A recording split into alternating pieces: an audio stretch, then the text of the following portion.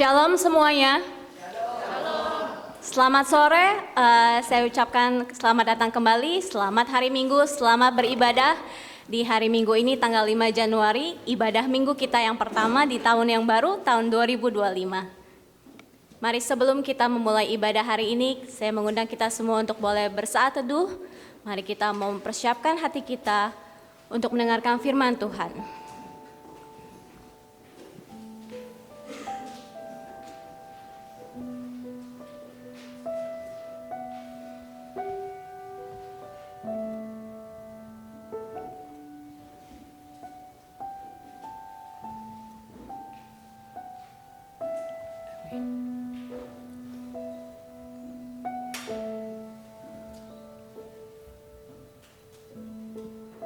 Mari kita bersatu di dalam doa. Allah Bapa yang bertahta di dalam kerajaan surga, Tuhan, sungguh kami mengucap syukur untuk segala yang telah Kau berikan kepada kami, Tuhan, untuk tahun 2024 yang boleh berlalu dengan segala pergumulan kami, dengan segala kesusahan kami, dengan segala sukacita yang boleh kami rasakan. Terima kasih Tuhan untuk semuanya itu, Tuhan. Dan terutama kami juga berterima kasih atas penyertaan-Mu untuk gereja ini, untuk jemaat-Mu di tempat ini sepanjang tahun yang lalu. Sekarang kami akan memulai tahun yang baru di tahun 2025 ini, Tuhan. Kami anak-anak-Mu, Tuhan, rindu untuk memulai something fresh. Kami ingin memulai perjalanan iman kami yang baru, Tuhan, di tahun ini. Dan kiranya Tuhan Kau yang mau pimpin kami semua di tempat ini, biar kami juga boleh menjadi anak-anak-Mu yang sungguh taat dan sungguh ingin mengenal-Mu lebih lagi. Tuhan, kami mau menyerahkan ibadah ini, Tuhan, dari awal, pertengahan hingga akhirnya. Biarlah Tuhan Kau buka hati setiap dari kami yang hadir di tempat ini. Biarlah melalui ibadah hari ini kami boleh sungguh merasakan kehadiran Tuhan menjamah hati kami. Dan kami juga mau berdoa untuk Pendeta Vincent yang akan bawakan firman Tuhan di hari Minggu ini. Biarlah semuanya yang keluar daripada mulutnya bukan berasal daripada dirinya sendiri, tapi biar Roh-Mu yang kudus boleh berkata-kata kepada kami melalui dirinya. Kami juga mau berdoa, Tuhan, untuk setiap puji-pujian, untuk setiap doa, untuk setiap bacaan Alkitab yang akan kami bacakan pada hari ini. Biarlah Tuhan semuanya itu kami bawa di hadapan hadirat-Mu, Tuhan. Dan biarlah itu semua boleh menjadi sesuatu yang menyenangkan hati-Mu, Tuhan. Dan biarlah Tuhan kami rindu agar Engkau sendiri boleh hadir tengah-tengah kami. Dan kami juga rindu, Tuhan, untuk pulang dengan membawa berkat yang berasal daripada-Mu. Kau juga boleh menyiapkan hati dan pikiran kami, Tuhan, jikalau pada hari ini kami akan menjalankan perjamuan kudus. Kau berikan kami hati yang sungguh rindu, Tuhan. Sucikan dan kuduskan kami sehingga kami layak di hadapan-Mu. Hanya dalam nama Tuhan Yesus Kristus kami berdoa dan mengucap syukur. Amin. Mari kita bangkit berdiri, kita mau menaikkan pujian pembukaan Joyful Joyful.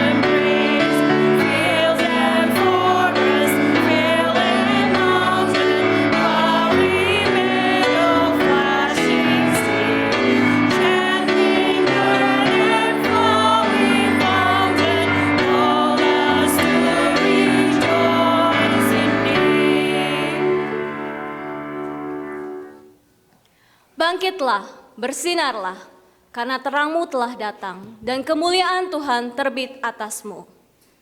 Bangsa-bangsa akan datang kepada terang-Mu, dan raja-raja kepada cahaya yang terbit dari-Mu.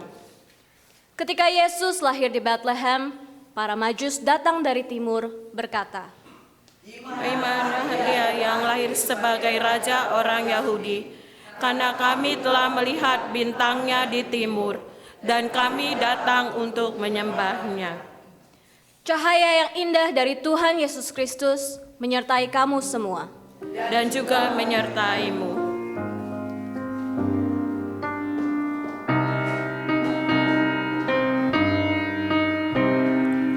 With three kings of Oriental, bearing gifts we traverse afar, field and mountain, moon and mountain, following yonder star. Oh, star of wonder, star of light, star in royal beauty bright, westward leading, still proceeding, guide us to thy perfect light. O'er the King of Bethlehem slain, golden wings to crown him again.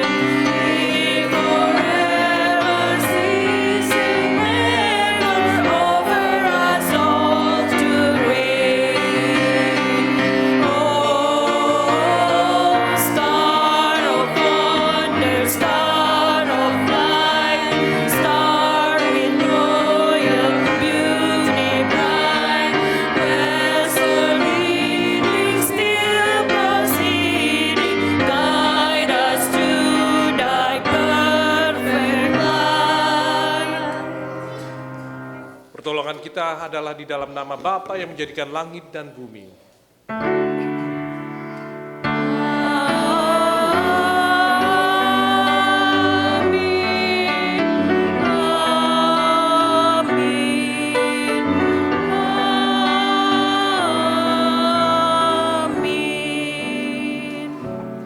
Kasih karunia dan damai sejahtera dari Allah Bapa dan Tuhan kita Yesus Kristus menyertai saudara sekalian.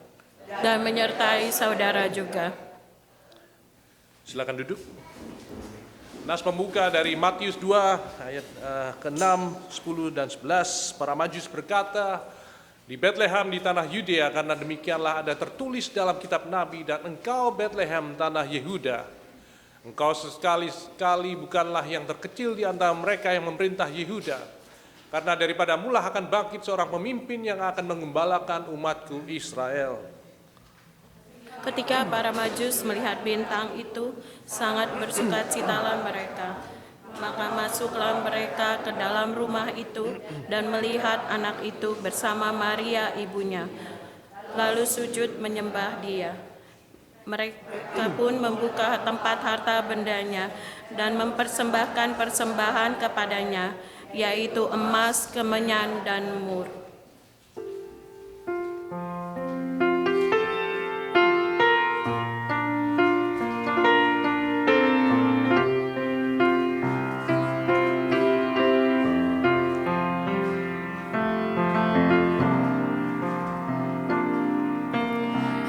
Within the manger, the Son of God arrived, the one who will be called Emmanuel.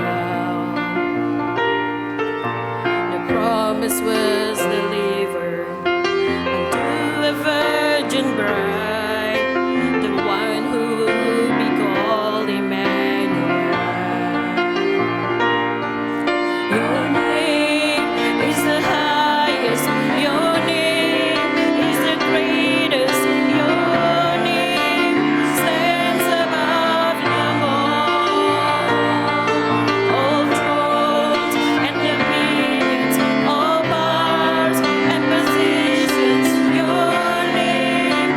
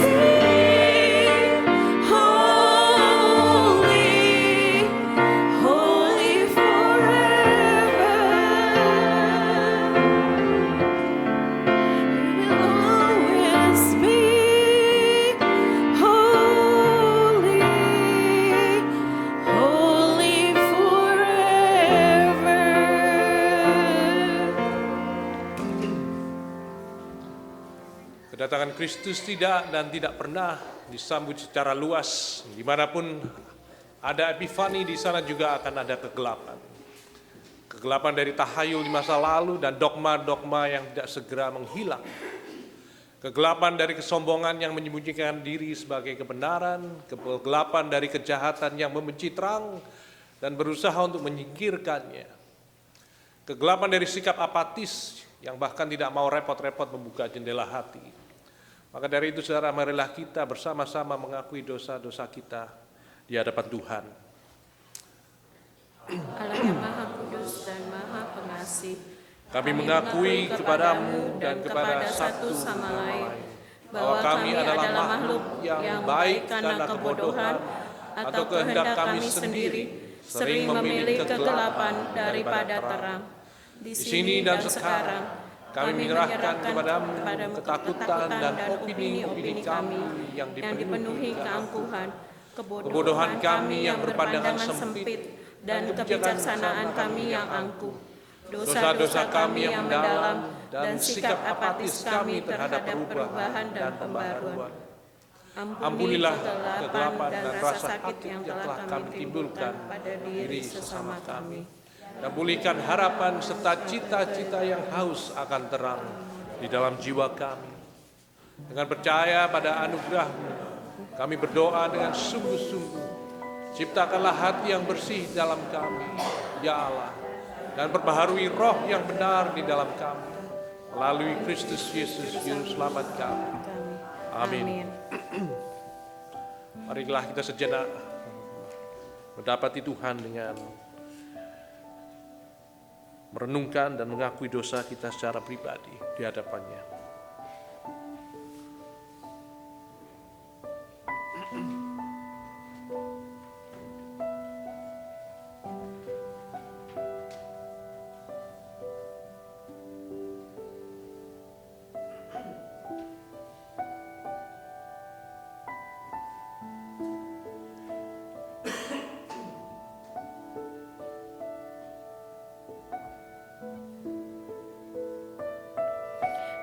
Sejauh timur dari barat, Engkau membuang dosaku.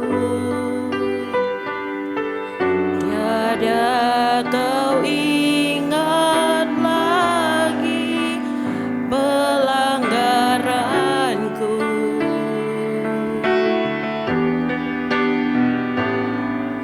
Jauh ke dalam tubir laut, Kau melemparkan dosaku. Tiada Kau perhitungkan kesalahanku. Betapa besar kasih pengampunanmu, Tuhan. Tak Kau pandang hina hati yang hancur. Ku berterima kasih kepadamu, ya Tuhan. Pengampunan yang Kau beri, pulihkanku.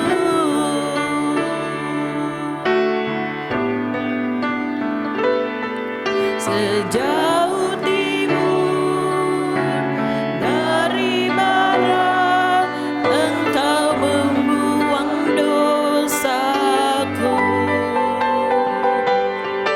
Tiada Kau ingat lagi pelanggaranku.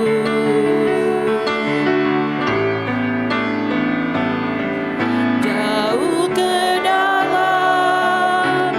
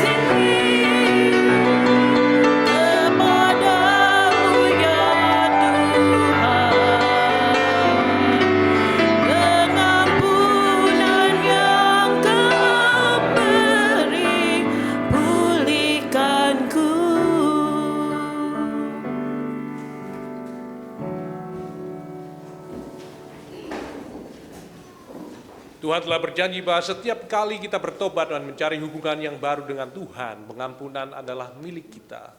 Janji itu menjadi nyata saat ini ketika kita semua bertobat dan kembali kepada jalan Tuhan yang benar. Saudara-saudaraku, ketahuilah bahwa dalam Kristus Yesus kita diampuni. Syukur kepada Tuhan. Amin.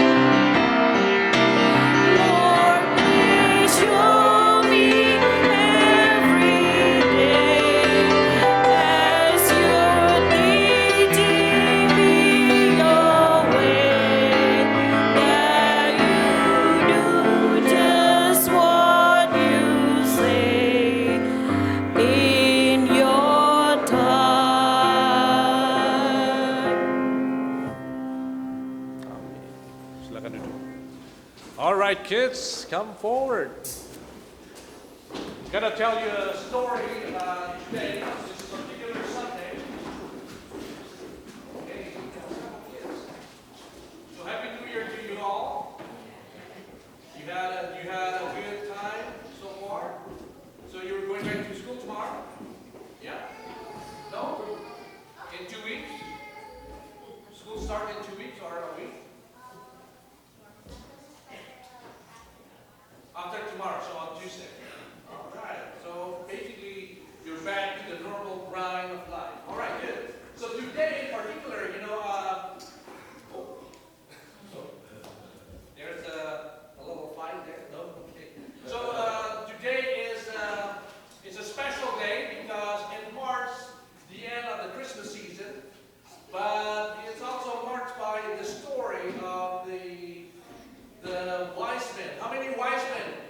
Can I ask you how many wise men that come to see Jesus? 3?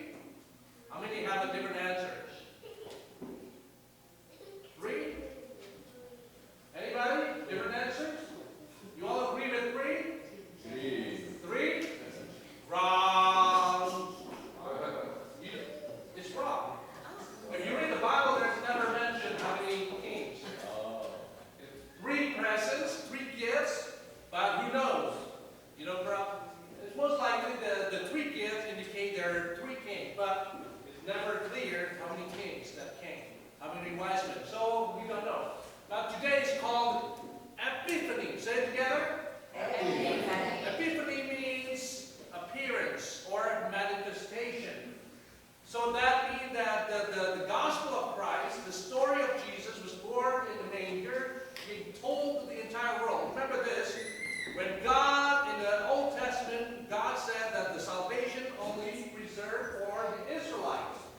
When Jesus comes, salvation and redemption come and being manifested to all people in every corner of the world. So that's why the Magi, how many kings? We don't know, right? Well, let's say 3 kings.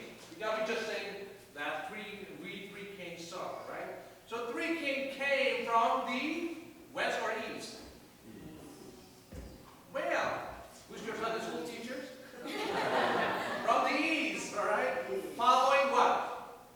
They saw a star. How big is the star? Very big, okay? And the star led them to Jesus, right? And they brought how many gifts?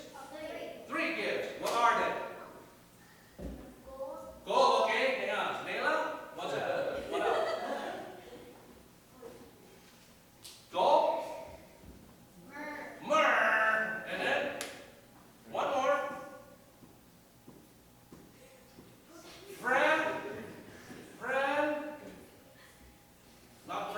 Not Frankenstein. Frankincense, that's right. Frankincense is kind of like an incense, right? So gold, frankincense, and myrrh. So this is the thing. Did you get the Christmas gift on Christmas Day? Did you get the Christmas gift that you've been wanting to have? What did you get on Christmas Day? You got nothing? Your money is here. What did you get? Oh, you like it? Yeah. All right. What did you get? A gift that you like. All right, everybody, let's assume that everybody looks happy here. So let's assume that every one of you got the gift that you like, right? That you wanted. So let me ask you this. Whose birthday was that? God. All right. But why you got the gift, not Jesus who got the gift? Oh, isn't that a good question? Why on the birthday of Jesus, you the one who got the gift, not Jesus? Because he doesn't have a credit card. Why? Because He's up in heaven. Well, because, on Christmas Day, we got a gift because Christ, Jesus Christ, is the ultimate gift. So just trying to, the symbol of that gift is like, well, on Christmas Day, we got some gift. But in true sense, we are the one who ought to give gift to Jesus, just like those kings came to Jesus and gave those 3 gifts. So let me ask you this. If Jesus were here today, right now, what would you give him? What would you give him? What would you give Jesus? Gold, frankincense, myrrh? Do you have any of those? Pacifier? Yeah, what would you give to Jesus for his birthday?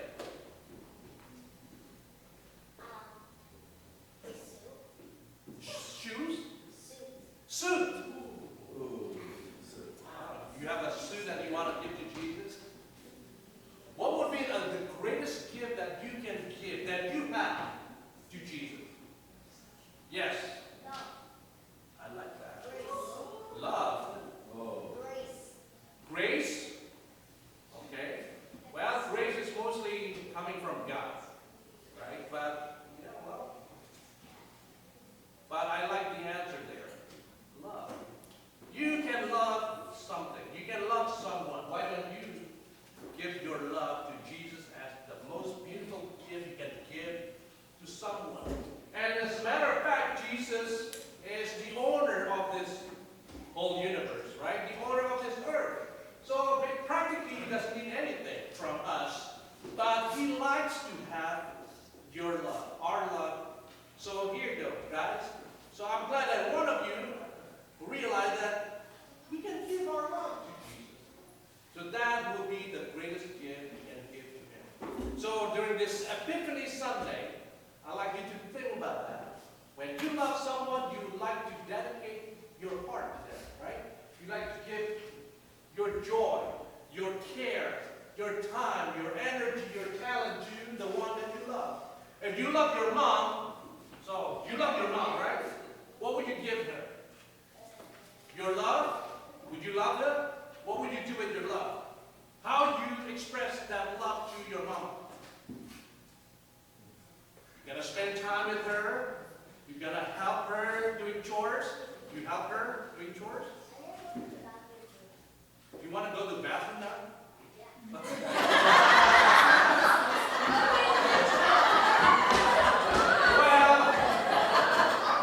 it's following. All right, I think someone needs to go to the bathroom. Let us pray. We thank you, God, for this lesson. The Epiphany Sunday that teaches us what it means to give to you our best. And the ultimate gift we can give to you is our being, our life, our heart, our mind, our soul, and our love to you. So we love you, Lord, and accept this gift as a token of our love to you. May this gift be meaningful and be pleasing to your sight. And bring these kids now to your care and impart in them the wisdom of Christ to the teaching of Christ to them. In Jesus' name we pray. Amen. All right, kids, now you can go. Go to the bathroom first.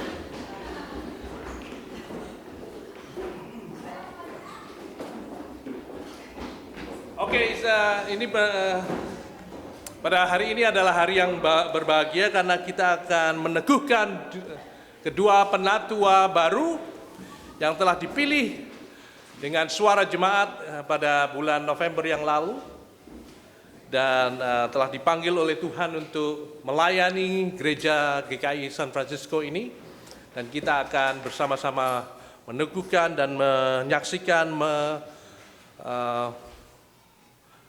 dengan jawaban-jawaban yang akan diterakan oleh kedua penatua yang terpilih, Penatua Dewi dan Franco, di dalam jabatan penatua.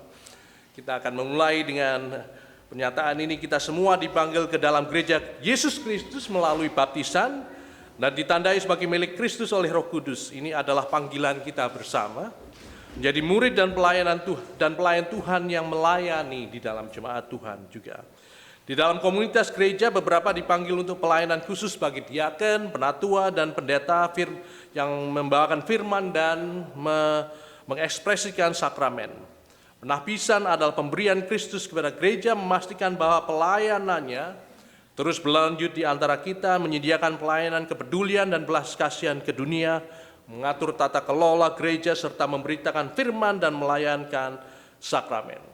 Saya akan membacakan pertanyaan-pertanyaan buat kedua penatua baru, Penatua Dewi dan Franco, dan semoga kedua beliau ini dapat menjawab dengan percaya diri. Yang pertama, apakah Anda percaya kepada Yesus Kristus sebagai juru selamat Anda, mengakuinya sebagai Tuhan atas segala sesuatu dan kepala gereja, dan melalui Tuhan Yesus percaya kepada satu Allah, Bapa, Anak, dan Roh Kudus? Apakah Anda menerima kitab suci perjanjian lama dan baru sebagai oleh Roh Kudus, kesaksian yang unik dan berwibawa tentang Yesus Kristus di dalam gereja universal dan firman Allah bagi Anda sendiri?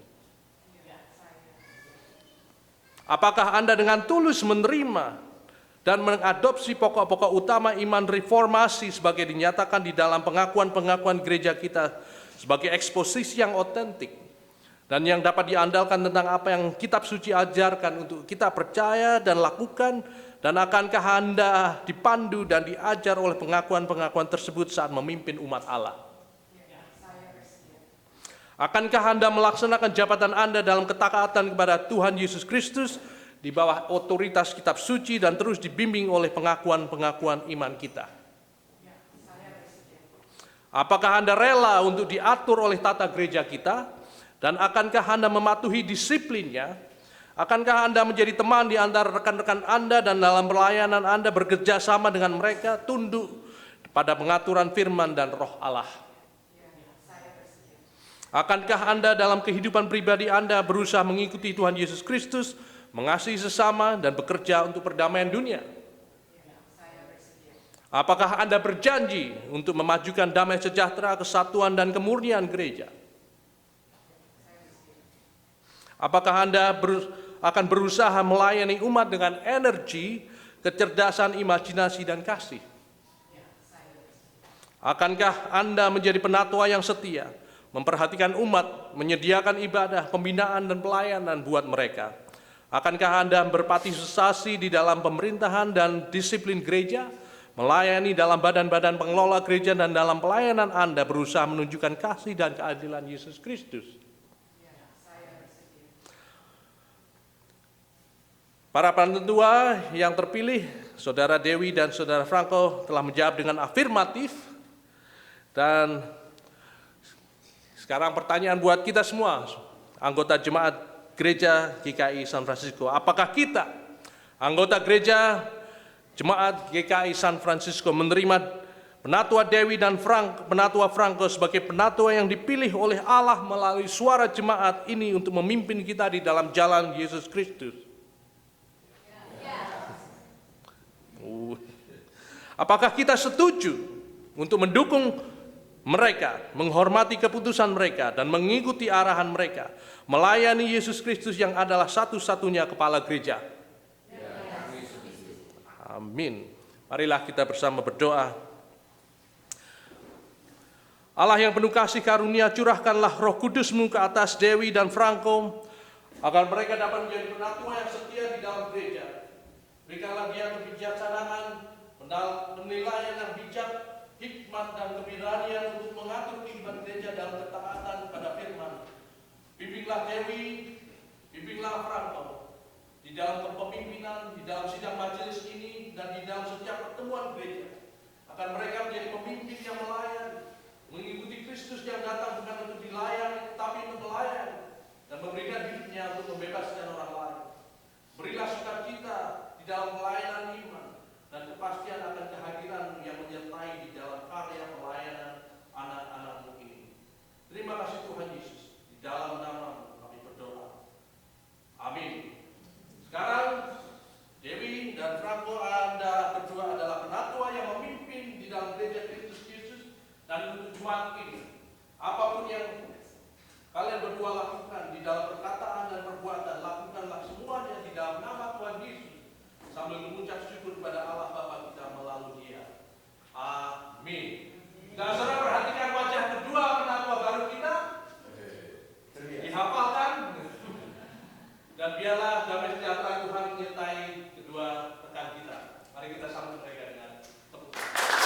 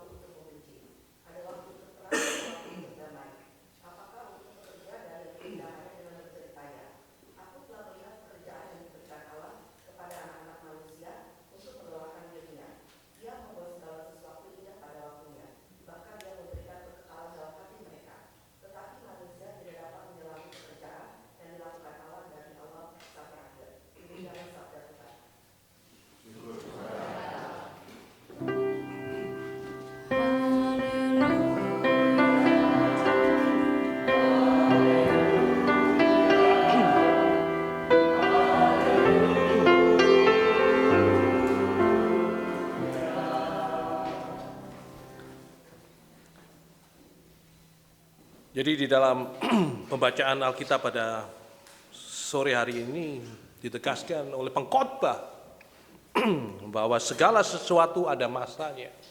Segala yang kita lakukan harus seturut dengan waktu yang telah ditetapkan, dan segala sesuatu yang kita ucapkan, lakukan, perbuat ada musim-musimnya. Saya nggak tahu, kita semua orang Indonesia, tapi saya nggak tahu secara persis setiap dari saudara jenis orang Indonesia apa. Kalau saya lahir dan tumbuh, dibesarkan di keluarga keturunan Tionghoa. Jadi adat-adat Tionghoa itu masih lumayan kental di dalam keluarga kami. Jadi keluarga dari papa masih orang sembayangan waktu itu. Jadi tiap pagi di depannya pakai Yosua gitu ya.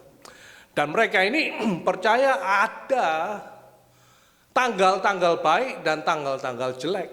Sama, betul kan ya? Bagi kita yang Tionghoa, oh iya. Jadi kami itu diajarkan bahwa angka 4 itu angka yang jelek. Jadi setiap tanggal 4 itu nggak boleh kita melakukan hal-hal besar. Jadi kita tahu setiap ada tanggal itu ketika kita mau melakukan sesuatu yang besar, misalnya pernikahan, pindah rumah, buka bisnis, traveling, itu harus ditentukan dengan tanggal-tanggal baik. Jadi kiranya begitu, kalau kita kami melakukan hal-hal besar, misalnya mau ada perkawinan, jangan dilakukan pada tanggal 4. Karena tanggal 4 itu pronunciation di dalam bahasa Mandarinnya adalah sesuai dengan kata mati gitu ya. She gitu, mati gitu. Jadi nggak baik. Karena jelek gitu. Jadi semua yang ada angka 4-nya itu jelek. 4, 14, 24 sudah pasti. Nggak boleh ada mau traveling, mau jalan-jalan, mau bikin pernikahan atau pindah rumah, bikin usaha bisnis, nggak boleh. Nggak cuma itu. Ternyata ada Tionghoa juga mengakui ada beberapa hal, misalnya angka 7 juga kurang bagus. Karena di dalam kalender Cina, angka 7 itu berkaitan sekali dengan adanya bulan hantu itu, ghost month. Jadi angka 7 juga tidak baik. Jadi kalau mau bikin apa-apa yang besar, mau event besar, tidak boleh tanggal 7, tanggal 4, tanggal 7. Dan beberapa sanak saudara ada yang percaya angka 9 itu juga nggak baik. Di angka Tionghoa itu nggak baik. Ini perdebatan besar karena ada yang ngomong 9 itu baik di angka Cina. 9 juga baik. Jadi angka 4, 7, 9, 14, 24 sudah nggak baik semua. Jadi kalau kita mau melakukan sesuatu sudah nggak baik semua itu tanggal. Gitu. Nggak cuma itu, saya juga dibesarkan di lingkungan Jawa. Saya kebetulan dari Surabaya, jadi Jawanya kental. Jawa Timur itu sangat patuh kepada budayanya. Gitu. Jadi di Jawa itu karena ada pengaruh dari Barat, angka 13 itu juga jelek. Gitu. Ini orang Barat kan juga percaya bahwa 13 itu nggak baik. Jadi angka 13, pokoknya hari ke-13 di bulan tersebut tidak boleh melakukan hal-hal yang besar. Jadi santai aja di rumah supaya tidak terjadi kecelakaan, tidak terjadi tragedi di dalam hidup. Nah, itu tuh. Orang Jawa juga percaya angka 21 itu angka sial. Jadi karena angka 21 itu adalah tanda yang ada sialnya karena mendekati akhir something like that lah pokoknya. Pokoknya angka 21 juga sial. Jadi tidak boleh kita melakukan hal-hal besar di tanggal 21. Kemudian karena itu juga karena saya orang Surabaya, orang dilahirkan di tradisi Jawa yang kental juga Islamnya. Saudara tahu ya, di Jawa itu ada bulan Suro. Suro itu artinya soro, tahu soro.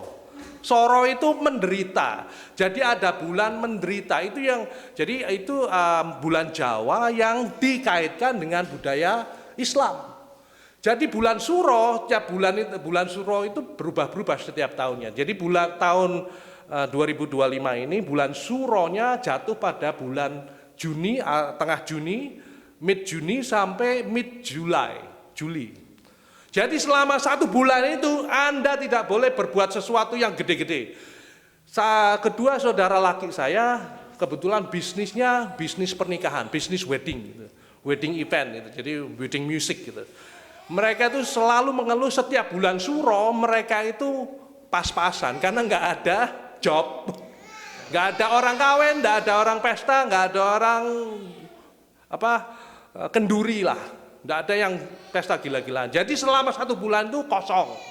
Nggak ada kegiatan. Dan cuma itu, saudara pernah dengar puasa Senin Kemis?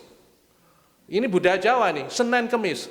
Kalau Senin dan Kemis itu orang harus dianjurkan oleh adat Islam ini untuk berpuasa. Puasa Senin Kemis. Nah, di dalam adat Jawa, Senin itu diseneni, kalau Kemis itu ngemis. Ngerti maksudnya? Senin itu apa? Dimarahin. Kalau Senin dimarahin, kalau Kemis ngemis. Jadi hari-hari menderita. Jadi Senin dan Kemis kalau sudah puasa kan energinya rendah. Jadi tidak mungkin kita berbuat sesuatu yang gede. Jadi makanya orang-orang seperti saya itu tidak ada yang kelar. Karena nggak ada karena kami tidak boleh berbuat sesuatu yang baik-baik di dalam semua hari itu. Jadi rekennya dari 1 tahun ini 365 hari semuanya nggak boleh berbuat yang besar-besar. Itu cuma lelucon ya. Jangan diartikan yang seharafiah. Karena kami dari keluarga Kristen tentu saja kekristenannya yang dipegang secara lebih sungguh-sungguh. Karena di dalam kekristenan diajarkan bahwa setiap hari adalah harinya Tuhan. Setiap hari adalah hari baik. Tanggal 4 tanggal baik. Tanggal 13 tanggal baik. Sampai suhunya ngomong nggak baik, nurut suhu. Jadi saudara, preacher pengkhotbah berkata pada hari ini bahwa setiap hal itu adalah ada musimnya. Setiap yang kita lakukan harus sesuai dengan musim dan rhythm of life. Jadi ada waktu untuk menangis, ada waktu untuk tertawa, ada waktu untuk berduka cita, ada waktu untuk menari, ada waktu untuk menyebarkan batu, ada waktu untuk mengumpulkan batu, ada waktu untuk memeluk, ada waktu untuk menahan, untuk memeluk.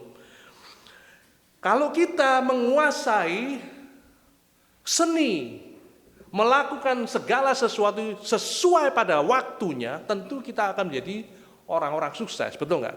Saudara-saudara yang pernah bekerja di stock market rupanya, ya mungkin ada dari saudara tahu kalau kita itu bisa predik kapan ini market ini saya harus beli stock market, beli stok, jual stok atau menahan stok, wah tentu kita semua jadi orang kaya, betul nggak? Itu sudah lumrah, sesuatu yang common sense. Kalau kita bisa melakukan sesuatu persis pada waktunya, pasti kita semua itu pasti sukses di dalam segala hal. Di dalam pernikahan, di dalam relasi kita, di dalam pekerjaan, di dalam sekolah, dimanapun saja kita akan menjadi orang yang sukses. Tetapi pertanyaannya adalah, kapan kita tahu waktu yang tepat itu? Kapan kita tahu waktu yang tepat untuk melakukan segala sesuatu yang kita harus kerjakan di dalam hidup ini?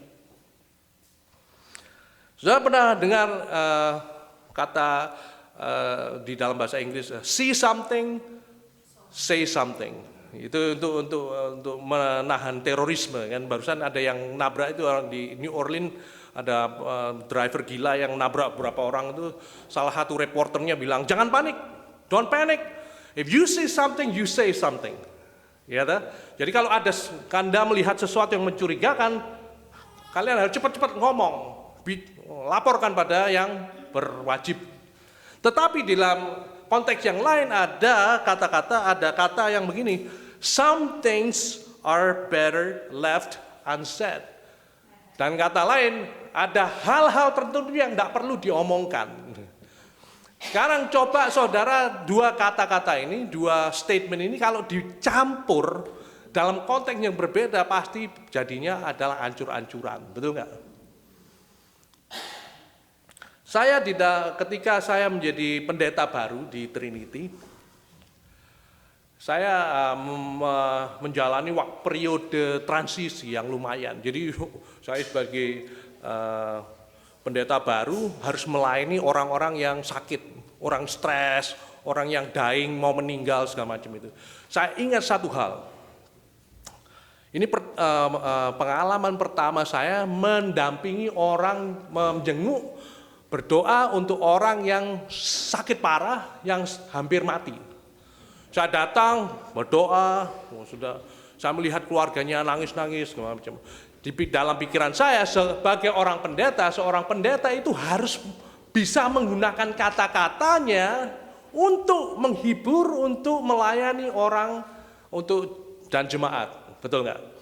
Dalam pikiran saya itu, saya harus bisa mengeluarkan kata-kata bijaksana kepada orang-orang yang menderita, orang sakit, orang yang perlu dihibur. Nah, pada saat itu, karena ini jemaat saya sedang sakit parah, mau mati, saya mencoba menghibur sanak keluarganya yang berada di sekitar dia. Saya berkata demikian dalam bahasa Inggris, I'm sorry to see this. Stay strong, my friend. And I know that God has a plan. Bagus nggak? Bagus nggak? Saya tahu bahwa Tuhan punya rencana buat yang mau mati ini. Pada saat itu juga salah satu anak dari yang sakit parah ini kayak setengah menjerit kepada saya. Dia berkata demikian, if God has a plan like this, then I don't want to have anything to do with this God. Kalau Tuhan punya rencana model kayak gini, aku nggak mau percaya sama Tuhan. Dia ngomong begitu. Saya tersentak. Secara teologi itu bagus. Yes, betul, Tuhan itu punya rencana untuk segala sesuatu. Baik dan buruk itu Tuhan punya rencana di sana. Roma 8, betul nggak? Tetapi saya katakan itu di dalam waktu yang salah. Dan yang nangkep ya juga keliru. Ini rencana apa? Papaku mau meninggal. Rencana apa yang bagus di dalam dirinya yang harus dinyatakan Tuhan? Kenapa engkau sebagai pendeta ngomong kayak gitu pada kami? Pada saat itu saya belajar satu hal yang penting. Sebagai seorang pendeta itu harus tahu juga kapan harus mingkem, enggak ngomong, dan kapan harus ngomong. Betul nggak? Jadi kita diajarkan setiap kali harus tahu menimbang dan punya kebijaksanaan bagaimana kita harus berkata-kata dan bertindak di dalam segala sesuatu. Itu merupakan pelajaran yang berharga sekali. Dan saya bisa menceritakan banyak hal, kebodohan saya yang saya lakukan selama ini sebagai seorang pendeta. Karena tidak bijaksana di dalam perbuatan dan ucapan saya. Yang tidak sesuai pada waktunya, mungkin niatnya baik, tetapi temponya, waktunya keliru. Dan itu sangat disesalkan. Tetapi pengkhotbah mengatakan, yes, setiap hal itu ada waktunya. Kamu harus tahu waktu, apa yang bisa kau perbuat di dalam waktu tersebut. Jadi kadang-kadang kalau kita berpikir, gimana caranya kami tahu Tuhan? Yakobus 1 ayat 5 berkata, kalau kamu ingin wisdom, kamu ingin kebijaksanaan, mintalah kepada Tuhan yang sanggup memberi dengan secara luar biasa kepadamu, yang meminta kebijaksanaan itu. Seringkali kita harus, saya yakin saudara, setiap hari kita harus tunduk di hadapan Tuhan untuk meminta kebijaksanaan itu, supaya kita ini bisa berlaku yang bagus, bijak, dan adil kepada semua orang. Seringkali orang Kristen itu menjadi batu sandungan buat orang lain karena tingkahnya, karena omongannya yang tidak bagus, tidak sesuai dengan tempat dan waktu, dan sesuai dengan norma Tuhan. Tetapi pengkhotbah pada saat ini juga mengajarkan kita 3 hal yang penting. Yang pertama adalah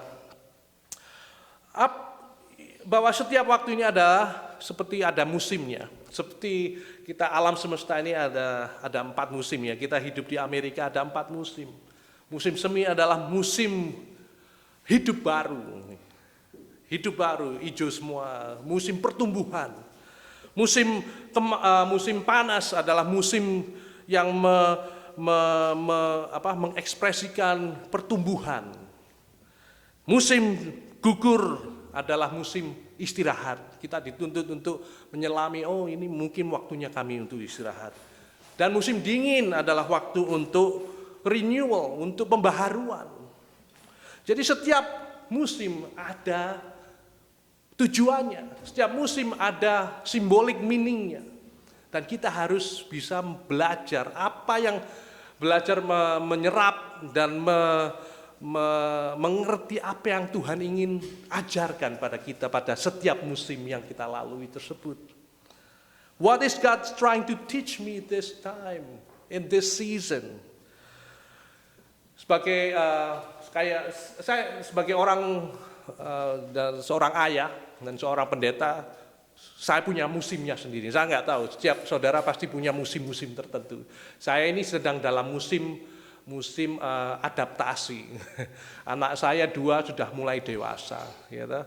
Yang satu umur 19, yang satu 13. Tapi yang 13 ini sudah kelihatan lebih dewasa. Jadi saya tidak bisa lagi memperlakukan mereka berdua itu sebagai anak kecil terus, gitu. Saya harus mengajarkan mereka, saya harus bisa berdialog, berkomunikasi dengan mereka seperti orang yang anak yang sudah gede gitu. Nggak bisa memperlakukan, kamu ditendang gitu sudah nurut gitu, ditarik nurut, ditakut-takutin, kalau kamu nggak mau gini nanti aku ambil handphonemu, misalnya gitu, ditakut-takutin. Kalau zaman masih kecil masih bisa, betul nggak, Hillary?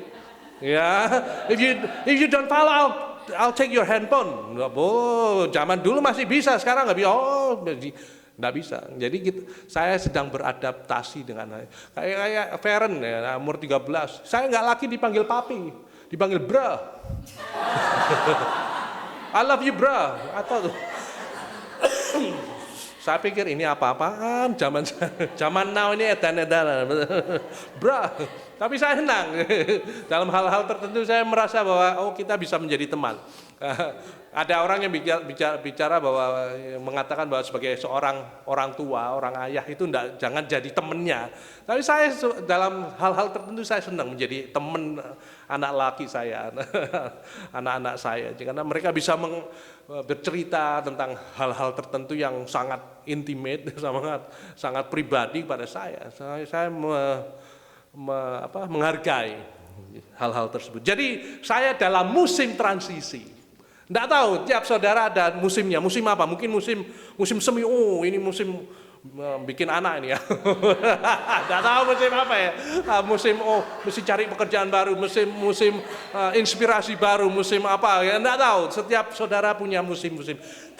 Di dalam musim-musim itu kadang-kadang kita tidak bisa menentukan. Aku mau musim ini aku mau musim gugur nggak bisa. Kadang-kadang itu terjadi dengan sendirinya dan kita harus dengan siap sedia, dengan segala siap nggak siap kita harus siap gitu, untuk menjalani musim yang diterahkan Tuhan kepada hidup pribadi kita. Jadi apapun musim yang saudara jalani pada saat ini, bersiap sedialah dengan percaya kepada Tuhan bahwa Tuhan akan membimbing saudara melalui musim itu. Musim yang bagus belum tentu akan menjadi bagus akhirnya. Musim yang jelek belum tentu akan membawa kita ke dalam kejelekan, ke dalam kegelapan pada akhirnya. Jadi percayalah bahwa Tuhan akan membimbing kita dan menyertai kita.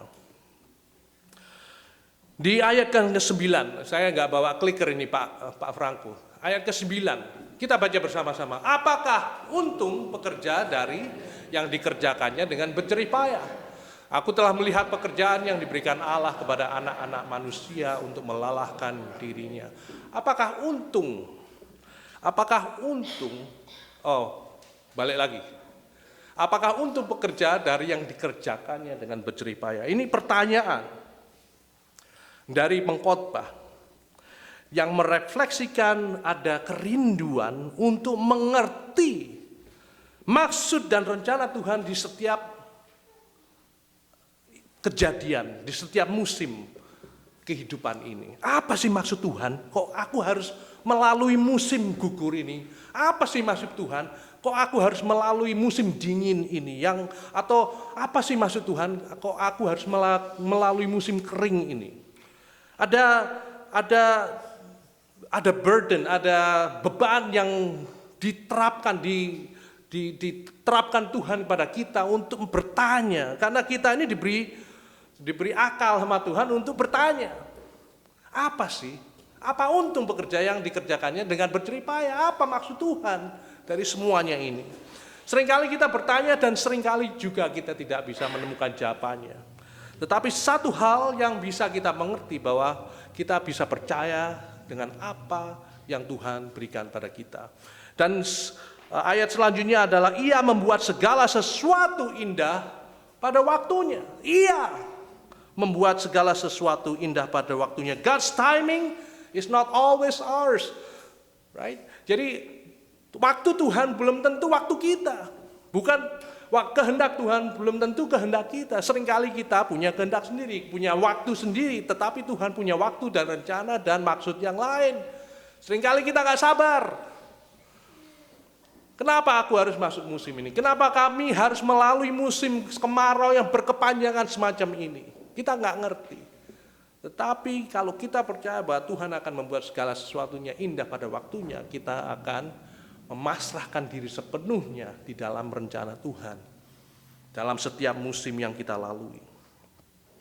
Kita mungkin gagal, kita mungkin melakukan banyak sekali kesalahan di dalam bertingkah laku, dalam bercakap dan bertutur kata di dalam hidup kita.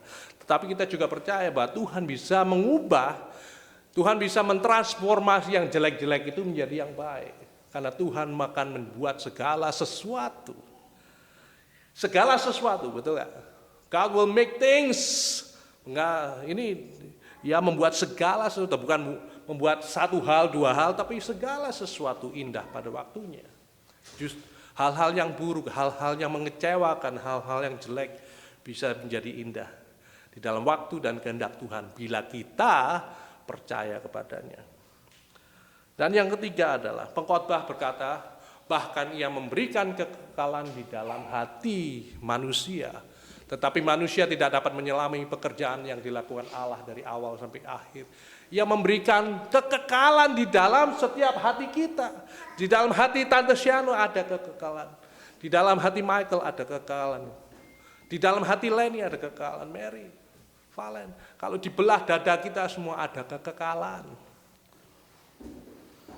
Itu berarti bahwa kita diciptakan oleh Tuhan dengan desire, dengan longing for something beyond this life. Kita diberikan kerinduan untuk hidup lebih dari yang apa yang kita bisa lihat secara harafiah, secara fisikal. Hidup ini temporari, kita tahu. Tetapi kita harus percaya bahwa kita ini diciptakan untuk kekekalan. Hal-hal yang merugikan kita, hal-hal yang mengecewakan kita, hal-hal yang buruk di dalam hidup kita, di dalam musim-musim kehidupan kita adalah hal-hal sementara. Kita diciptakan untuk hal-hal yang kekal. Dan bila kekekalan itu ada di dalam hati saudara, maka kita tidak akan mudah dikecewakan oleh hal-hal yang sementara. Karena kita tahu hal-hal yang kekal, hal-hal yang hebat, hal-hal yang indah, itu sedang menanti kita pada saat ini. Itu adalah janji, itu adalah anugerah Tuhan. Tidak seorang pun di bangku ini, di ruang ini dapat berkata, oh karena aku hebat, aku deserve itu. Karena aku bertalenta, karena aku ganteng, karena aku cantik. Tetapi karena karunia anugerah Tuhan sajalah kita diberi kekekalan untuk mengerti maksud dan kehendak Tuhan di dalam setiap musim kehidupan kita. Makanya kalau saudara baca dengan sungguh-sungguh ada 28 kegiatan di sana kan. Ada waktu untuk menangis, ada waktu untuk tertawa, ada waktu untuk bersedih, ada waktu untuk dance, menari. Kalau saudara berkata ada hal-hal, ada event-event di dalam hidup kita yang tidak terlalu bagus. Pengkhotbah berkata begini, ada waktu untuk menangis, ada waktu untuk membunuh. What? Ada waktu untuk perang. Apa-apaan ini? Sebagai manusia yang normal kita bertanya, mengapa Tuhan Kau membiarkan kami harus melalui tangis dan air mata? Mengapa Engkau membiarkan kami melewati kesengsaraan hidup? Mengapa Engkau membiarkan anak-anak-Mu yang ada di mana itu?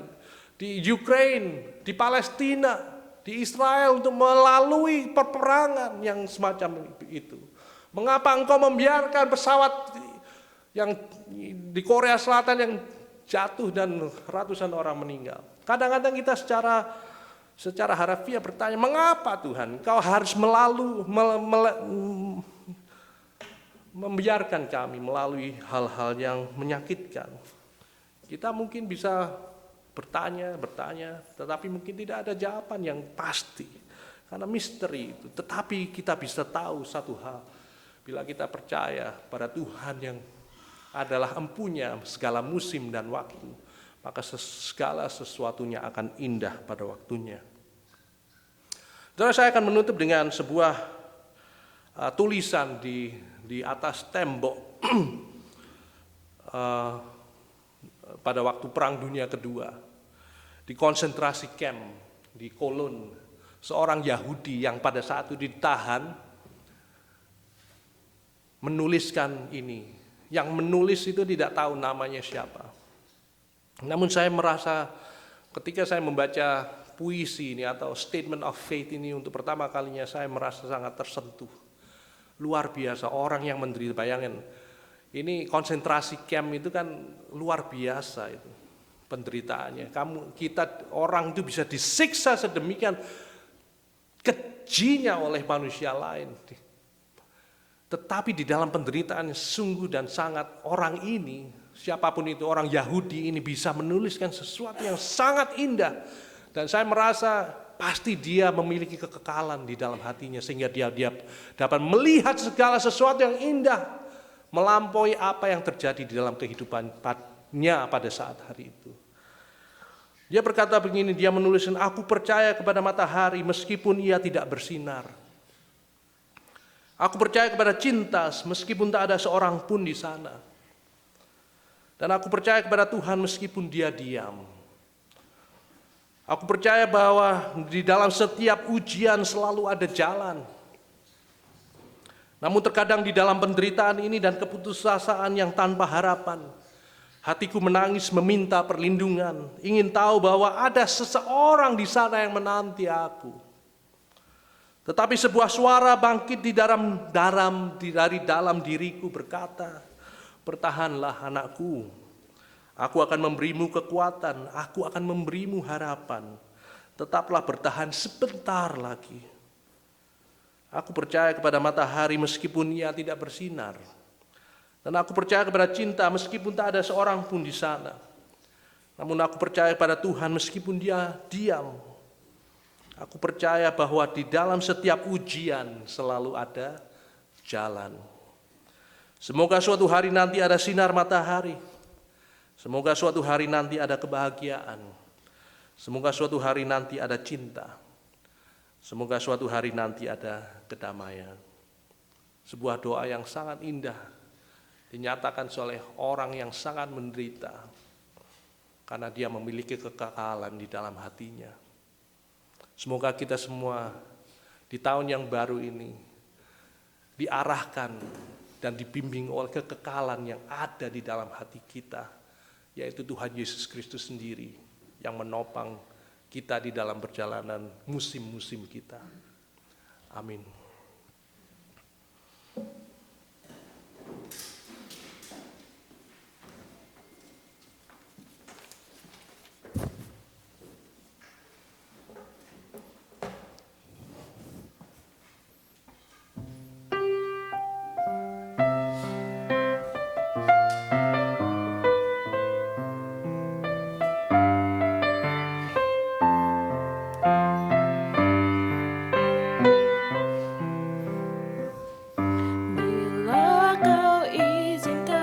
Sesuatu terjadi, ku percaya semua untuk kebaikanku. Bila nanti telah tiba waktumu, ku percaya kuasa-Mu memulihkan hidupku. Tuhan pasti yang terbaik,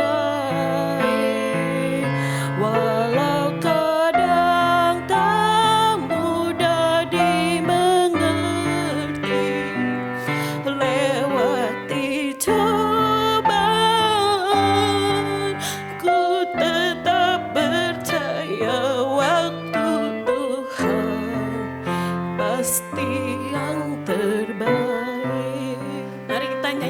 bersama-sama.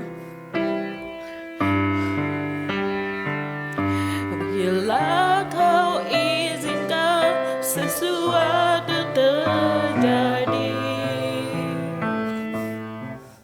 ku percaya semua untuk kebaikanku. Bila nanti telah tiba waktumu, ku percaya kuasa-Mu waktu Tuhan pasti yang terbaik. Walau kadang tak mudah dimengerti, lewati cobaan,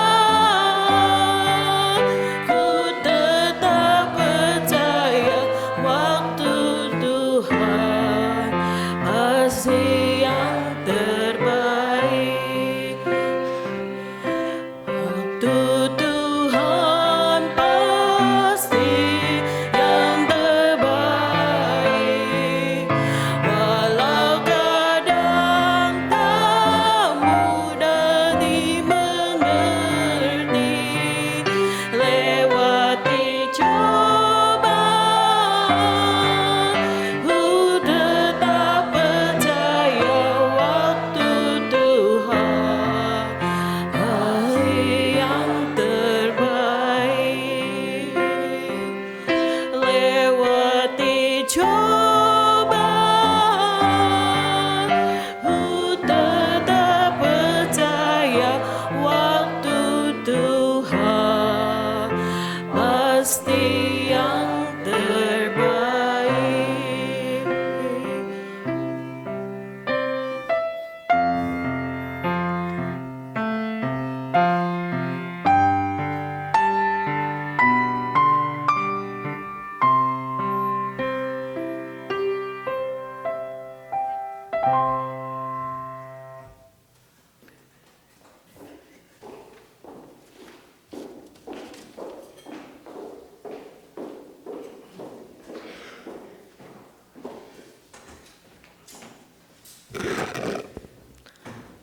Mari kita berdiri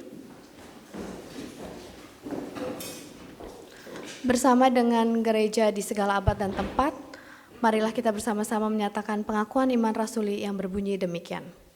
Aku percaya pada Allah, Bapa yang Maha Kuasa, langit dan bumi, dan pada Yesus Kristus, anaknya yang tunggal Tuhan kita, yang dikandung dari Roh Kudus, lahir dari anak darah Maria, yang menderita sengsara di bawah pemerintahan Pontius Pilatus, disalibkan, mati, dan dikuburkan, turun ke dalam kerajaan maut. Pada hari ketiga, bangkit pula dari antara orang mati, naik ke surga, duduk di sebelah kanan Allah Bapa yang Maha Kuasa. Dan dari sana ia akan datang untuk menghakimi orang hidup dan yang mati. Aku percayakan Roh Kudus, gereja yang kudus dan am, persekutuan orang kudus, pengampunan dosa, kebangkitan orang mati, dan hidup yang kekal. Amin. Oke, jemaat silakan duduk. Saya akan membacakan warta jemaat untuk minggu ini. Seperti biasa, konsultasi pastoral dapat menghubungi Pendeta Vincent melalui nomor tertera, bisa telepon, bisa teks. Kemudian ada jadwal pelayanan firman, yaitu minggu depan Pendeta Yohanes Sudarma itu akan English service minggu depan. Jadi bagi keluarga yang memiliki anak yang maunya Inggris service atau suami yang bule, silahkan diajak. Jadi atau saudara atau teman juga boleh yang mau datang untuk English service. Lalu nanti tanggal 19 tuh ada kita akan mengadakan khotbah live streaming. Tapi kita tetap ke gereja. Tapi ini Pendeta Roninya yang melalui Zoom kali ya. Jadi nanti akan ada khotbah dari Pak Roni, Pendeta Roni, tapi live streaming. Jadi kita akan coba, ini kayaknya untuk pertama kalinya ya. Jadi let's see. Hopefully nanti pendeta, maksudnya jemaat diharapkan untuk datang, jadi bisa lebih mengenal Pendeta Roni. Karena kemarin kita ada PA, kayaknya nggak terlalu banyak ya yang datang. Jadi Kita harap semoga bisa datang lebih banyak lagi. Untuk tanggal 26-nya masih to be determined, jadi belum tahu, nanti akan dikasih tahu minggu depan. Lalu ada, GKI akan mengadakan kontes untuk membuat logo resmi gereja. Jadi bagi jemaat yang ingin berpartisipasi dapat menghubungi Penetua Alex Wong untuk desain logo dapat dikirimkan paling lambat 19 Januari. Jadi bagi yang kiranya tergerak hatinya untuk membuat logo gereja, karena kita sebenarnya nggak punya identitas logo sendiri, karena kita selama ini kayaknya pakai logo Presbyterian. Jadi diharapkan dengan partisipasi jemaat bisa memberikan identitas kita sendiri. Kemudian kotak saran seperti biasa dapat menyampaikan melalui elektronik ataupun ada yang box di depan juga bisa ditulis. Kemudian persembahan juga dapat dilakukan melalui cash, check, dan elektronik yaitu gift or Zelle. Jumlah kehadiran dan persembahan juga dapat dilihat di warta jemaat. Dan satu lagi ada tambahan, saya mau mengajak, sorry banget kemarin mungkin udah, kemarin tutup akhir tahun jemaat diajak potluck untuk New Year's Eve. Tapi nanti kita mau ada Chinese New Year lagi, jadi kiranya mungkin yang kemarin, kayaknya kemarin udah full. Ini mau ikutan potluck lagi, kita akan buka untuk Chinese New Year's Eve potluck, yaitu nanti diadakannya 2 Februari. Jadi New Year's Eve-nya itu nanti jatuhnya pada Chinese New Year-nya 29 Januari. Tapi kita akan mengadakan potlucknya untuk hari Minggunya yaitu tanggal 2 Februari. Jadi seperti biasa jika ada jemaat yang mau ikut potluck bisa menghubungi komisi konsumsi dan nggak apa-apa, nggak harus banyak kok. Jadi misalkan mau bawa sedikit juga it's okay, kita terima. Thank you.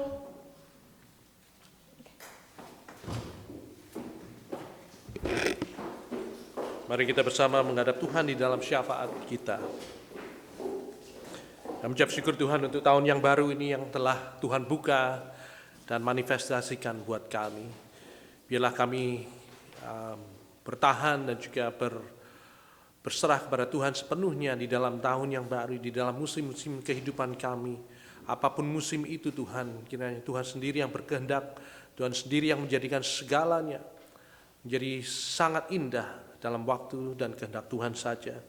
Pada saat ini Tuhan kami berdoa buat gereja kami tercinta GKI San Francisco dalam pelayanan, di dalam proses pencarian pendeta, di dalam pelayanan majelis dan jemaat Tuhan di tempat ini. Kiranya semuanya terjadi karena Tuhan sendiri yang menopang dan menjadi kepala gereja buat gereja Tuhan ini.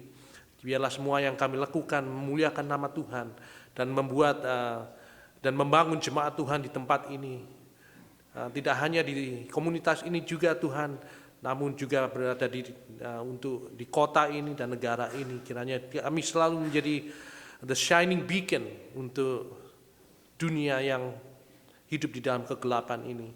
Kami juga berdoa untuk saudara Ibu Tera yang dalam proses pemulihan, juga saudara Bapak Om Sri yang dalam usia lanjut. Kiranya Tuhan dapat memelihara mereka dan memberikan mereka anugerah dan kesehatan yang sempurna. Juga mungkin di antara kami pada saat hari ini menemukan diri kami dalam keputusasaan, kesedihan, tantangan-tantangan hidup yang menerpa kami sangat berat. Kiranya Tuhan sendiri yang menengok dan menilik kami Tuhan. Tuhan tahu isi hati kami dan Tuhan sendiri yang berkehendak di dalam hidup kami. Kami hanya bisa berpasrah, kami hanya bisa memegang tahan Tuhan erat-erat di dalam kehidupan kami. Berjalanlah bersama kami Tuhan. Untuk kehidupan jemaat kami, untuk kami semua dalam kehidupan spiritual kami, biarlah kami dapat selalu mendekat kepada Tuhan dan berlari jauh dari segala macam godaan dunia. Untuk kesehatan, pekerjaan, keluarga, financial, dan pergumulan lainnya yang kami lalui di dalam hidup ini, Tuhan sendiri yang menopang dan menuntun kami. Terima kasih Tuhan untuk waktu untuk berdoa semacam ini. Biarlah Tuhan sendiri yang berkehendak di dalam segala sesuatunya. Kami akan memeteraikan doa yang singkat dan tidak sempurna ini di dalam Tuhan, di dalam doa yang Tuhan ajarkan kepada kami. Bapa kami yang ada di surga, datanglah kerajaan. Berikanlah kami pada hari ini makanan kami yang secukupnya, dan ampunilah kami akan kesalahan kami, seperti kami juga mengampuni orang yang bersalah kepada kami. Janganlah membawa kami ke dalam pencobaan, bebaskanlah kami daripada yang jahat, karena Engkaulah yang punya kerajaan, kuasa, dan kemuliaan sampai selama-lamanya. Amin.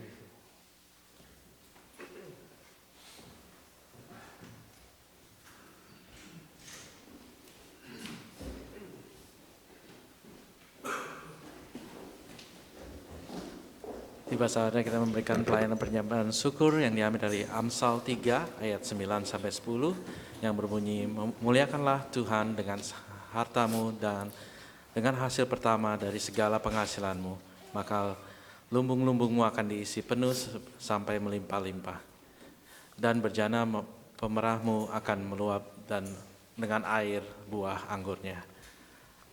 Mari kita menyanyikan segala puji syukur.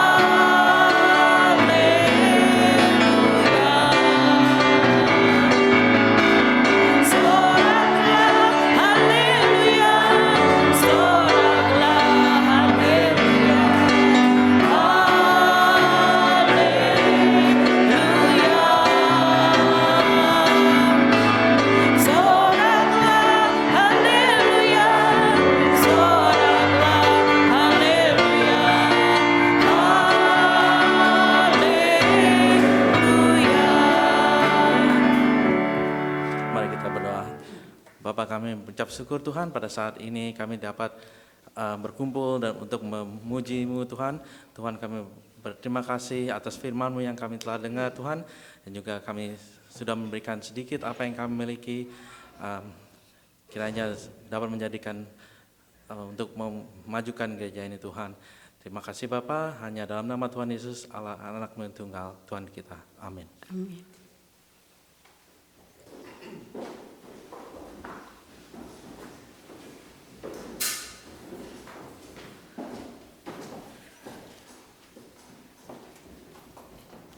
Saudara, di depan saudara adalah meja perjamuan Tuhan yang dibuka buat kita semua. Sungguh sangat indah bila kita bisa memasuki tahun yang baru ini, bulan yang baru, minggu yang baru, dengan mengingat kebaikan-kebaikan Tuhan, dengan mengingat cinta kasih Tuhan buat kita. Dan biarlah cinta kasih itu yang membimbing kita di dalam perjalanan hidup kita. Dan saudara, meja ini dibuka untuk mengingatkan kita untuk kebesarannya, untuk pengorbanannya buat kita. Jadi ketika kita makan dan minum, kita diingatkan akan segala sesuatu yang indah di dalam diri kita. Sambil mengingat apa yang dikatakan, yang dilakukan Tuhan Yesus pada saat dia dikhianati, pada malam ketika dia dikhianati oleh salah seorang yang dikasihinya. Dia berkata sambil mengambil roti, setelah mengucap syukur kepada Allah, dia berkata, inilah tubuhku yang dipecah-pecahkan bagimu. Makanlah dan ingatlah aku. Tuhan Yesus juga mengambil cawan, menuangkan air anggur di dalam cawan itu sambil berkata, inilah darah yang dicurahkan, darahku yang dicurahkan buat engkau. Penebusan, tanda hidup baru yang mengalir di dalam dirimu. A new covenant sealed in my blood. Maka minumlah dan ingatlah aku. Saudara-saudara, selama kita makan dan minum dari meja perjamuan ini, kita diingatkan atas pengorbanannya di atas kayu salib, kematiannya dan cinta kasihnya sampai Tuhan Yesus datang untuk kedua kalinya. Saudara, marilah kita makan dan minum dari meja ini sambil mengingat Tuhan kita.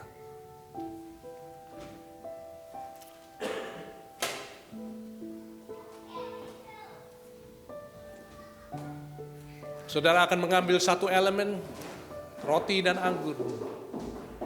Marilah kita tunggu bersama-sama dan sehingga kita bisa makan dan minum secara bersama-sama.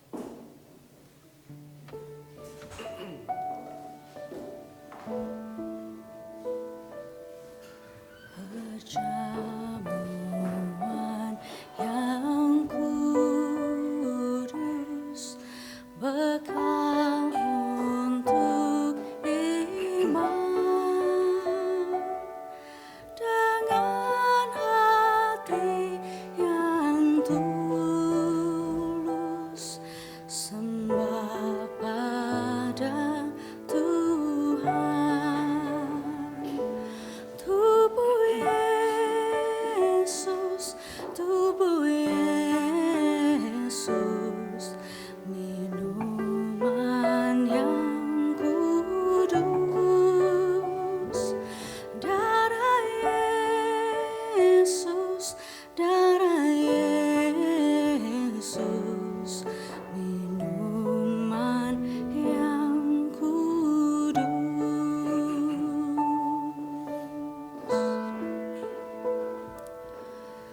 Sekarang aku datang membawa dosaku,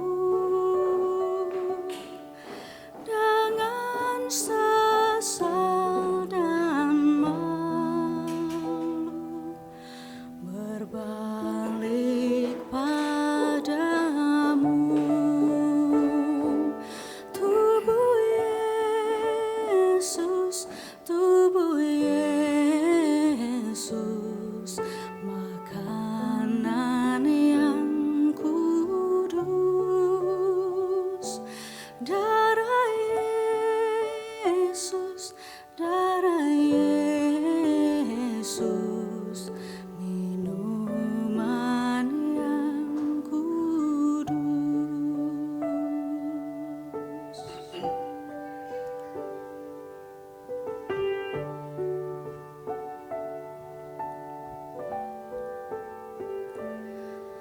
Ya Tuhan, aku sujud di kaki salib-Mu, memohon pengampunan, hapuskan dosaku. Tubuh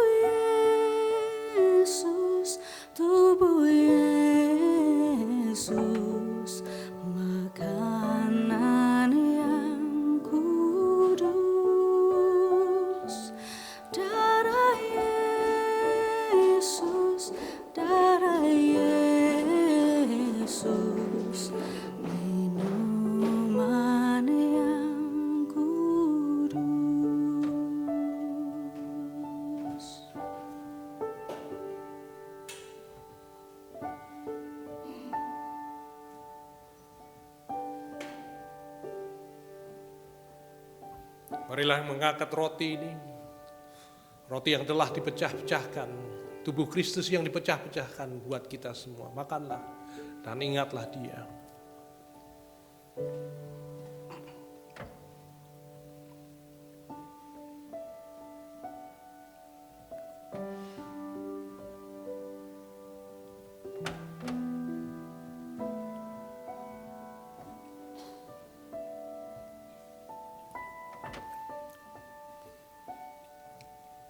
Cawan keselamatan yang berisikan darah Tuhan Yesus yang tercurah buat kita. Ingatlah akan pengorbanannya buat kita semua. Marilah kita minum bersama.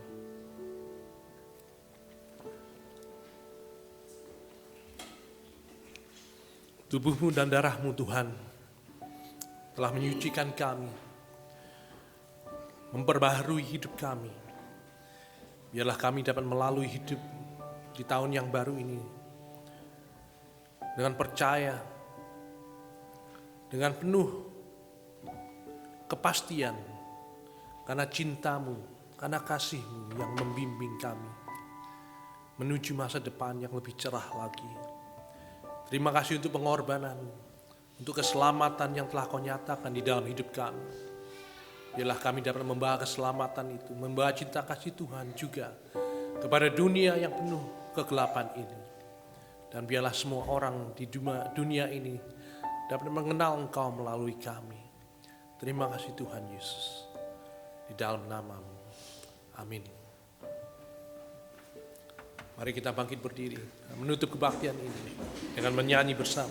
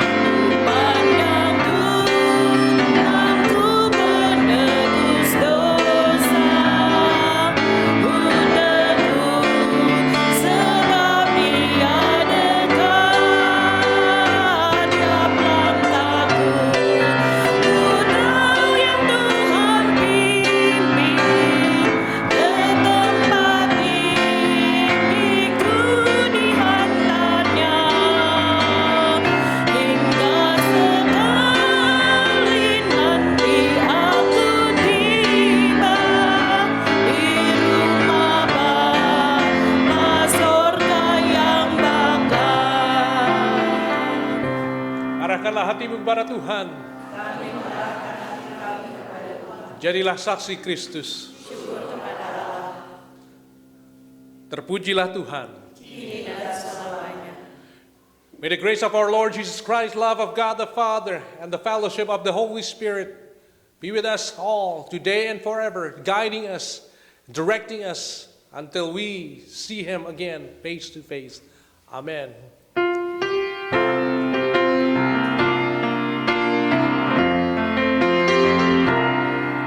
Haleluya.